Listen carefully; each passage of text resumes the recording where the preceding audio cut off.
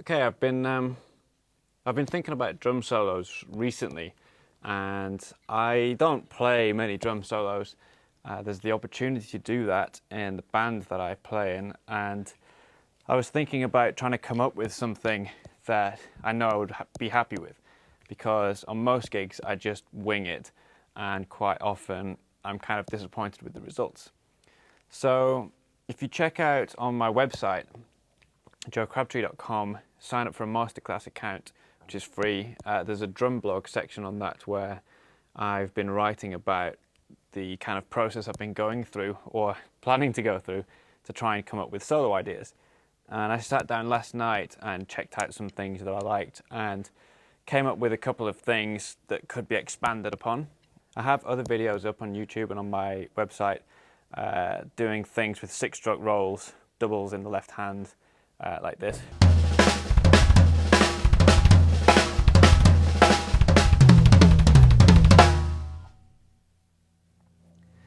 That kind of stuff, but I wanted something that was a little bit more full on and didn't have all these ghost notes in it, just kind of flurry of toms and things. So one thing that I came up with is similar kind of concept but without any of the doubles in.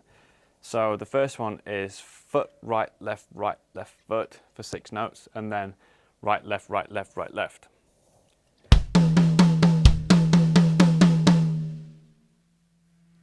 So with a click.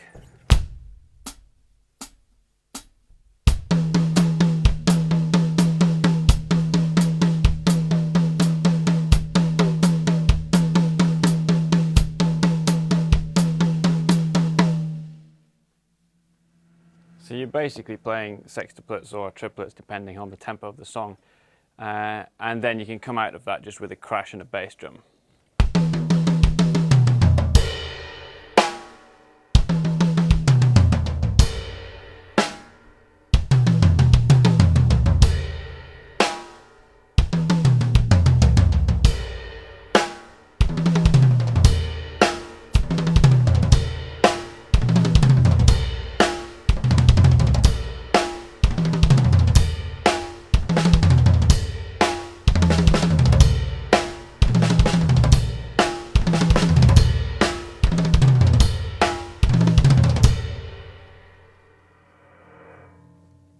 And you could come up with longer variations on that.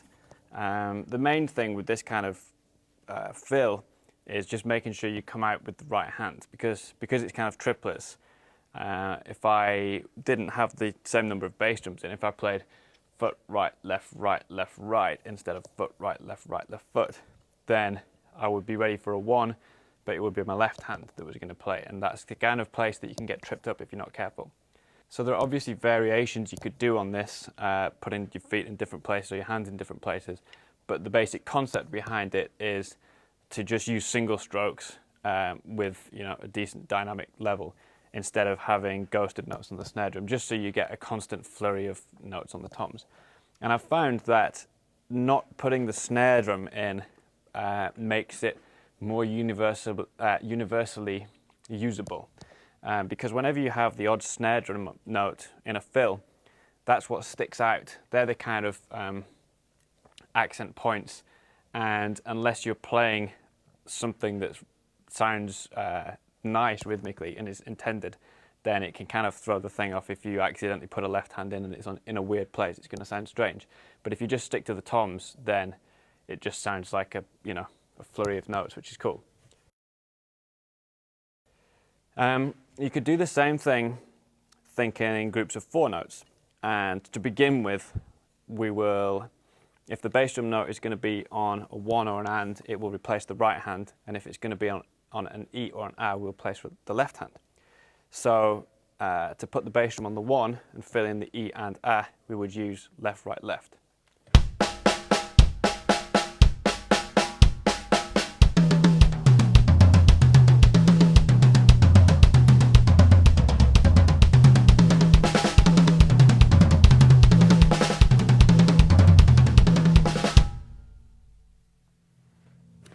And if you wanted to put the bass drum on the E, you would replace the left hand, so you would go right foot, right, left.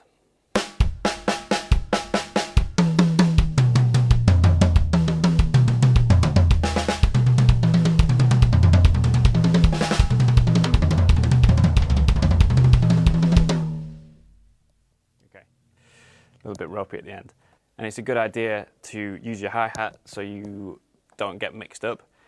In that case, it might be easy to let the bass drum drift onto being on the 1, and you've lost a 16th note somewhere. So.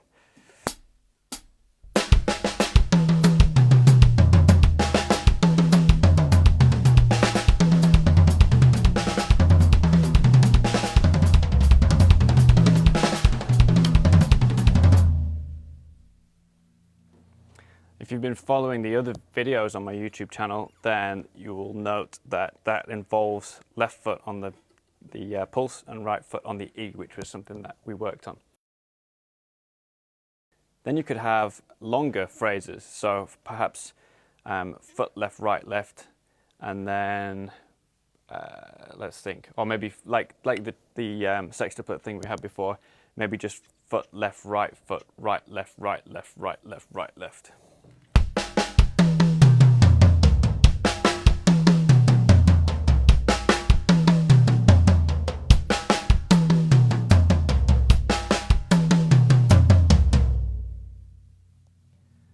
So there you have a 3-beat fill.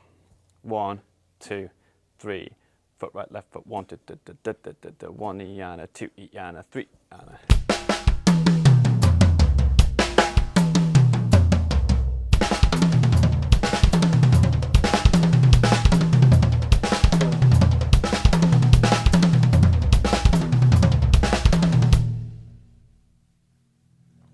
So there I added a 2-beat thing at the end.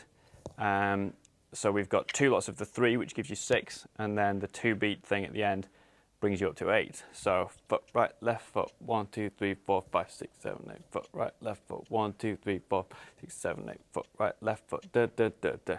1 E ana, 2 E ana. So that's the 2 beats at the end. So there you have something that fits into an 8-bar space. So I don't want to go on for too long in this concept, but basically just play around with different ideas. I'm trying to avoid double strokes because it's hard to have accented double strokes. So when you put double strokes in, it's best if they are played as ghost notes. And that's nice for dynamic fills, but if you want things that are just a flurry of loud notes, then it's best to keep things singles. Same with the bass drum. You can put double bass drum things in. If you're using both feet, then it's easier to use 2 bass drums together in the pattern. If you're just using 1 foot, you might find it sounds weaker when you start doing that. Another fill that I like is to switch the hands around. So foot right, and then foot left, right, left.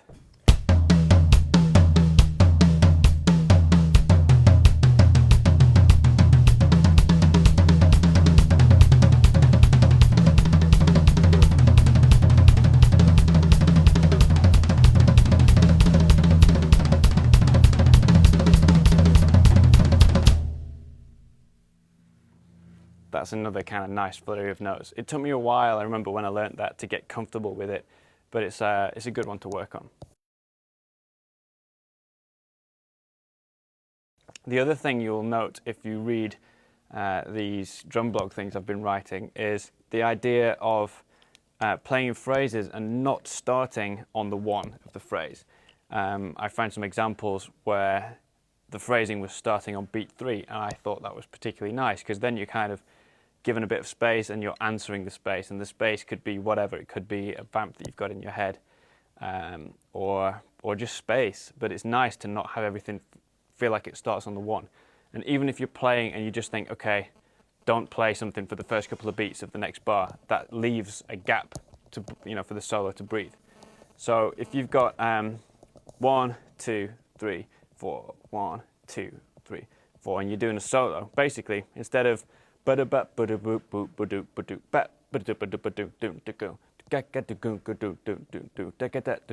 feeling it like you have to feel every bar, just leave a couple of beats. 1, 2, 3, 4. 1, 2, ba ba do, da do do do. So let me do it. This is playing all the time. 1.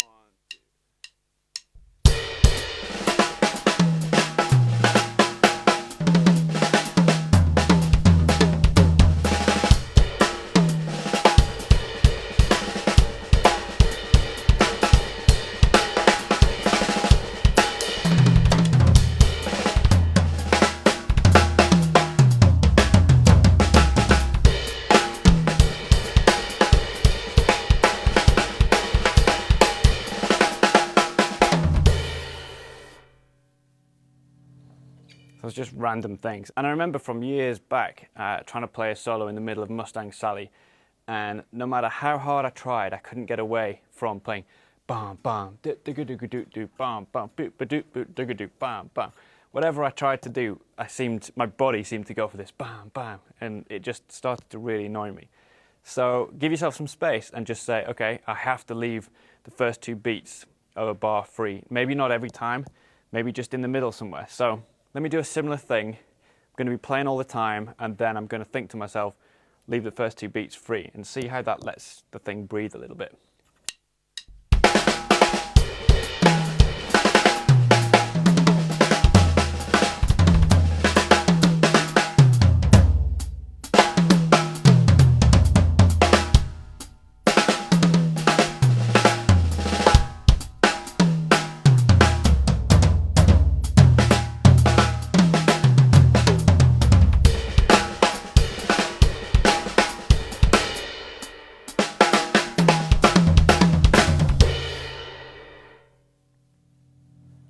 So again, not a musical solo. I wasn't thinking of any kind of vamp or anything. I was just playing.